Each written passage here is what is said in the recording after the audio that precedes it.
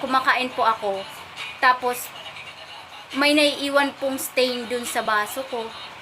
Di, may kasabay po akong kumain, parang nako-conscious po ako sa akin po, as personal ko po. Nako-conscious po ako na meron stain siya dun. Kaya naghanap po talaga ako ng product na kahit uminom ako, kumain ako, kasi hindi naman po ako palagi. Syempre po, hindi tayo palagi makakapag-retouch, ganun. Tsaka, sinisave din natin yung time. Tapos gusto natin palaging every time, maganda po yung appearance natin. Kasi, syempre po, as a person naman po, wala naman pong gustong pangit, 'di ba? So, yun po.